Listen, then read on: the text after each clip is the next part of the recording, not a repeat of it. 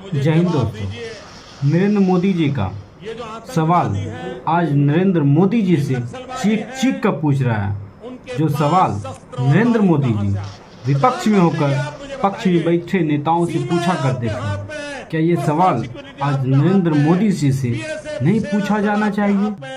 Navy आपके हाथ में है, ये विदेश से घुसपैठ के मुझे जवाब दीजिए। ये जो आतंकवादी है, ये नक्सलवादी हैं, उनके पास शस्त्र और बारूद कहां से आता है? वो तो विदेश की धरती से आता है और सीमाएं संपूर्ण रूप से आपके कब्जे में है। सीमा सुरक्षा बल आपके कब्जे में है। मैंने उनको दूसरा सवाल पूछा। हमने कहा आतंकवादियों के पास धन आता है, हवाले से आता है, पूरा मनी ट्रांजैक्शन का कारोबार भारत सरकार के कब्जे में है, आरबीआई के अंडर में है, बैंकों के माध्यम से होता है।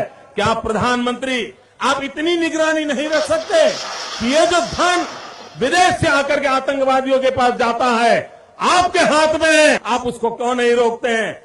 मैंने तीसरा सवाल उनको पूछा कि विदेशों से घुसपैठ आते हैं, घुसपैठ आतंकवादियों के रूप में आते हैं, आतंकवादी घटनाएं करते हैं, भाग जाते हैं।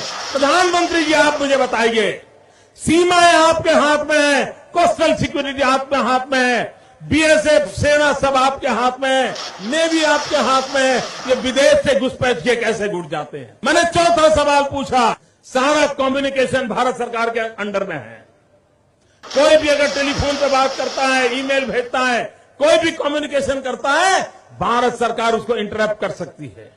इंटरप्ट कर करके जानकारियां पा सकती है कि आतंकवादी गतिविधि के अंदर कौन सा कम्युनिकेशन चल रहा है और आप उसे रोक सकते हो। मैं पूछना चाहता हूं प्रधानमंत्री जी को, इस विषय में आपने क्या किया है? मैंने पांचवा सवाल उनको पूछा कि आप विदेशों में जो आतंकवादी भाग चुके हैं, जो लोग विदेश में बैठ करके हिंदुस्तान में आतंकवाद की घटनाएं कर रहे हैं, उनको प्रत्यारोपण के द्वारा हिंदुस्तान लाने का हमें अधिकार होता है। आपकी विदेश नीति में वो क्या ताकत है? एक बार इन पांचों चीजों पर कुछ करके दिखाइए, आतंकवाद जड़ मूल से उखड़ जाएगा। राज्यों के अधिकार हथिया करके राजनीति के करने के खेल छोड़ दीजिए।